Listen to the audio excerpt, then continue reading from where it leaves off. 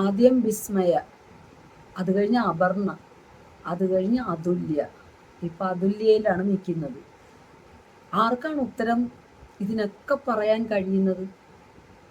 ഗവൺമെൻറ്റിനാണോ നമ്മളുടെ? അതോ മാതാപിതാക്കൾക്കോ? അതോ നാട്ടുകാർക്കോ? അതോ പോലീസിനോ? ഇതാർക്കാണ് ഇതിൻ്റെ ഉത്തരം കണ്ടെത്താൻ സാധിക്കുന്നത്? അവനവന് തന്നെ പറ്റത്തുള്ളൂ. അവനവൻ തന്നെ ഇതിന് ഉത്തരം നൽകിയേ മതിയാവത്തുള്ളൂ. എനിക്കുമുണ്ട്. ഞാൻ ഇത്ര നാളും ഒരുപാട് ഞാൻ ഞാൻ എൻ്റെ യൂട്യൂബ് ചാനലിൽ ഞാൻ സൈലൻ്റായിട്ട് ഞാൻ ഇന്ന് വരെ ഒരു ശോഭമായിട്ട് ഞാൻ ഇന്ന് വരെ ഒരു സംസാരിച്ചിട്ടില്ലാത്ത ഒരു വ്യക്തിയാണ് ഞാൻ. എനിക്ക് രോഷം എനിക്ക് പറ്റുന്നില്ല. എനിക്ക് സങ്കടമാണ്, ദേഷ്യമാണ്, ആരോടോ എന്താണ് പറയേണ്ടതെന്ന് പോലും എനിക്ക് പറ്റുന്നില്ല. കാരണം എനിക്കും 2 പെൺകുട്ടികളുണ്ട്. ഞാനും 2 പെൺമക്കളുടെ അമ്മയാണ്. അപ്പം പറയാതിരിക്കാൻ പറ്റത്തില്ല. ഓരോ അമ്മമാർക്കും ഈ കാണുന്ന അഴിമതിക്കെതിരെ കണ്ണടച്ചിരിക്കാൻ ഒരിക്കലും പറ്റത്തില്ല. ഒരിക്കലും പറ്റത്തില്ല. കാരണം നൊന്ത് പ്രസവിച്ച് വളർത്തി വലുതാക്കി പഠിപ്പിച്ച് അവർക്ക് വിദ്യാഭ്യാസം കൊടുത്ത് അവർക്ക് നല്ല അനുയോജ്യനായ ഒരു ഭർത്താവിനെയും കൊടുത്ത് എല്ലാം കഴിയുമ്പോഴത്തേക്ക് അവർക്ക് വരുന്ന ദുരന്തങ്ങൾ താങ്ങാൻ പറ്റത്തില്ല. ഒരമ്മയ്ക്കും ഒരച്ഛനും താങ്ങാൻ പറ്റത്തില്ല ഇന്നത്തെ കാലത്ത്. അപ്പം സൈക്കോമാരായ കുറേ ആണുങ്ങളുണ്ട് ഈ ലോകത്ത്. അവരുടെയൊക്കെ ഇരയാകുന്നത് ഈ പെൺകുട്ടികളാണ്. ഇതെവിടെ നടക്കുന്ന ന്യായ നീതി? ഈ നീതി നടപ്പാക്കണം. നമ്മുടെ ഗവൺമെൻറ് ശരിയല്ല. ഗവൺമെൻറ്റിനെ തന്നെ പറയണം.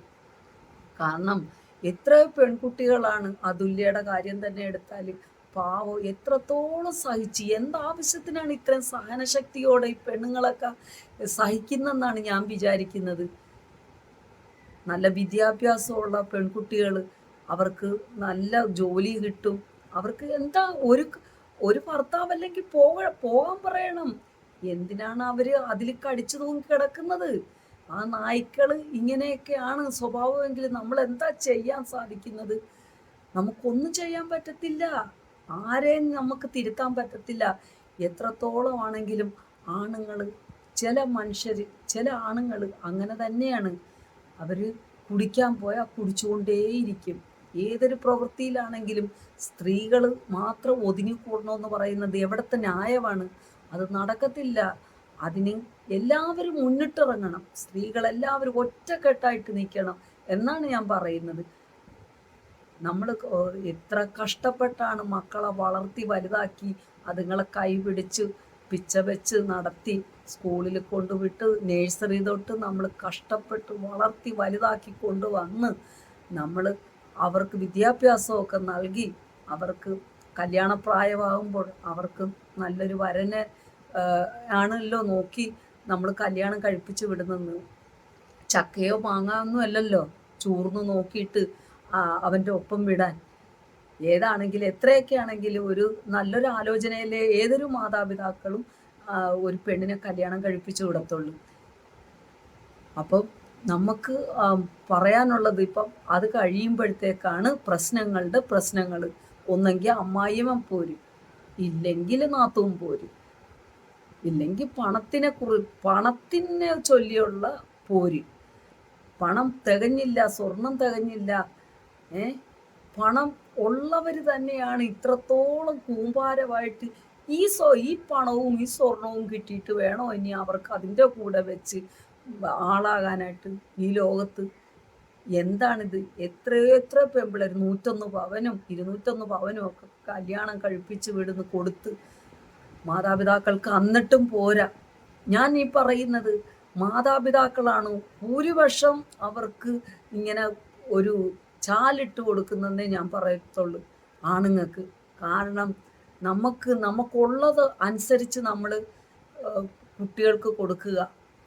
അത് അവരുടെ സ്വഭാവവും എല്ലാം അറിഞ്ഞിട്ട് വേണം. ആണുങ്ങളെ ഉടനെ തന്നെ നമ്മൾ ഇത്രയും സ്ത്രീധനം തരാം, ഇത്രയും ഞാൻ സ്വർണം തരാം എന്നൊക്കെ പറഞ്ഞ് ആദ്യമേ ഇങ്ങനെ കൊടുത്ത് അവരെ ചീത്തയാക്കി. ഈ ആണുങ്ങളെയൊക്കെ ഒരുപാട് ചീത്തയാക്കുന്നത് ഈ നമ്മുടെ മാതാപിതാക്കൾ തന്നെയാണ്, അല്ലേ? തീർച്ചയായിട്ടും മാതാപിതാക്കൾ തന്നെയാണ്. ഇങ്ങനെയൊക്കെ കൊടുത്തിട്ട് നമ്മുടെ കുട്ടികൾക്ക് വല്ല സ്വസ്ഥതയുണ്ടോ, സമാധാനമുണ്ടോ അതുങ്ങൾക്ക്? എത്രയെത്ര ദുഃഖങ്ങളാണ് നമ്മൾ ഓരോ ദിവസവും കേട്ടുകൊണ്ടിരിക്കുന്നത് അല്ലേ? കഷ്ടമല്ലേ നമുക്ക്? ഇത് കാണുമ്പോൾ തന്നെ നമ്മുടെ ഹൃദയം പൊടിഞ്ഞു നുറുങ്ങുകയാണ്. എങ്ങനെയാണ് ഇതെല്ലാം അവതരിപ്പിക്കേണ്ടതെന്ന് തന്നെ അറിയത്തില്ല. സത്യം പറഞ്ഞാൽ ഈ വീഡിയോ ആണ് ഞാൻ ആദ്യമായിട്ടാണ് ഞാൻ ഇത്രയും സങ്കടപ്പെട്ട് ഇത്രയും ദേഷ്യത്തോടെ സംസാരിക്കുന്ന ഒരു വീഡിയോ എന്നെ സംബന്ധിച്ച്. ഞാൻ ഇതുവരെ ഞാൻ എൻ്റെ ചാനലിൽ ഞാൻ ഇങ്ങനെ ഇട്ടിട്ടില്ല. കാരണം എനിക്ക് പറയാതിരിക്കാൻ പറ്റുന്നില്ല.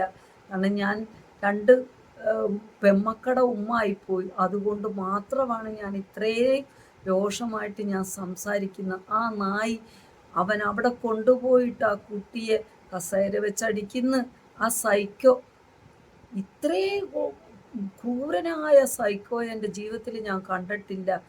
നമ്മൾ എത്രയെത്ര കാര്യങ്ങൾ പിച്ചാത്തി എടുത്തുകൊണ്ട് വരുന്നു, കത്തിയെടുത്ത് കുത്താനാണോ എന്താണോ, എന്നിട്ട് മാങ്ങയുടെ പേരും പറഞ്ഞ് അവൻ ഓരോരോ ഡയലോഗ് ഇടും. മാങ്ങ എവിടെ, മാങ്ങ എവിടെ, മാങ്ങ അവനെടുത്തൂടെ മാങ്ങ?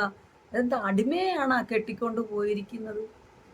ഇത്രത്തോളം ക്രൂരത കാണിക്കുക. ആ കുട്ടി എന്തുമാത്രം തെറ്റാണ് ചെയ്തത്? ഒരു പെൺകുഞ്ഞിന് ജന്മം കൊടുത്തതാണോ അവളിൽ കണ്ട കുറ്റം?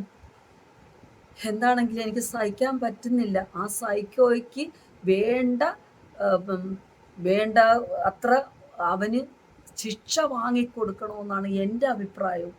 ആ അമ്മയുടെ ഓരോരോ വാക്കുകളും ആ കരച്ചിലും മറുപടിയായിട്ട് അവന് നല്ല ശിക്ഷ തന്നെ വാങ്ങിച്ചു കൊടുക്കണം.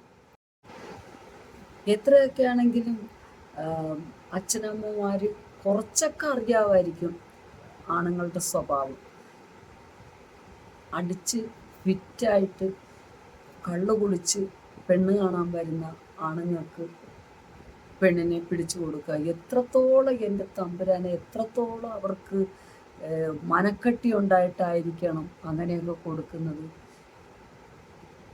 എത്രയാണെങ്കിലും ഒരു അടിച്ച് ഫിറ്റായിട്ട് വരുന്ന, ആ വീഡിയോയിലൊക്കെ കാണുന്നുണ്ട്, അടിച്ച് ഫിറ്റായിട്ട് വരുന്ന ഒരു പയ്യന് ഒരു പെണ്ണിനെ കൈപിടിച്ച് കൊടുക്കുക എന്ന് പറഞ്ഞാൽ ഭയങ്കര സങ്കടമാണ്. ഇത് കേൾക്കുന്ന തന്നെ ഭയങ്കര ഒരു വിഷമത്തിലോട്ട് പോവുകയാണ് നമ്മുടെ മനസ്സ്. ഇത്രത്തോളം അധപ്പതിച്ചു പോയോ നമ്മുടെ മാതാപിതാക്കൾ എന്നാണ് ഞാനിപ്പോൾ ആലോചിക്കുന്നത്. ഇപ്പം നോർമലല്ലാത്തൊരാൾ വന്ന് ഒരു പെണ്ണിനെ കല്യാണം ചോദിക്കുന്നു, പോട്ടെ അവൻ മദ്യപിച്ചിട്ടുണ്ടെന്ന് മനസ്സിലാക്കി കഴിഞ്ഞു ആ കുട്ടിയെ കൈപിടിച്ചു കൊടുക്കുന്നു. അത് കഴിഞ്ഞ് അവരുടെ ജീവിതത്തിലുണ്ടാകുന്ന മുറിപ്പാടുകൾക്കൊക്കെ അവർ കണ്ണടച്ചുകൊണ്ട് ഇന്ന് ശരിയാവും, നാളെ ശരിയാവും എന്നും പറഞ്ഞ് അവരെ തിരിച്ച് അവൻ്റെ വീട്ടിലേക്ക് വിടുക.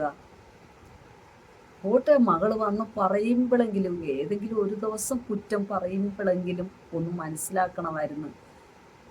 എൻ്റെ മകൾക്ക് എന്താണ് അവിടെ വീഴ്ച സംഭവിച്ചിരിക്കുന്നത്, എന്താണ് അവൾ അനുഭവിച്ചു കൊണ്ടിരിക്കുന്ന വേദന, അവൾ അടിമയെ പോലെയാണോ അവിടെ? അവൾക്ക് പ്രതികരിച്ചേ പറ്റൂ. ഇതെല്ലാം പ്രതികരിച്ചേ പറ്റൂ. ആ നീചന് ഒരിക്കലും മോചനമില്ലാത്ത രീതിയിൽ അവനെ തൂക്കിലേറ്റണം. ആ സൈക്കോക്ക് കല്ലെറിഞ്ഞു കൊല്ലണം എന്നേ ഞാൻ പറയത്തുള്ളൂ. കള്ളു കുടിക്കുമ്പോൾ ഒരു സ്വഭാവം, കള്ളു കുടിക്കാത്തവരിപ്പം ഒരു സ്വഭാവം. വീട്ടിൽ ആ പാവത്തിന് പൂട്ടിയിട്ടിട്ടാണെന്ന് ജോലിക്ക് പോകുന്നത്. എത്രത്തോളം അടിമയായിട്ടാണ് പെൺകുട്ടി. നമ്മളുടെ മക്കൾക്കാണ് ഈ വിധി വന്നെങ്കിൽ നമ്മൾ എത്രത്തോളം സങ്കടപ്പെടും അല്ലേ? അങ്ങനെ ഓരോ മാതാപിതാക്കൾക്കും അതിൻ്റെതായ വിഷമത്തോടു കൂടിയാണ് ഒരു കുഞ്ഞിനെ വളർത്തി വലുതാക്കി അതിനെ പഠിപ്പിച്ച് ഒരു നിലയിലാക്കി അതിനെ കല്യാണം കഴിപ്പിച്ച് വിടുന്നത്.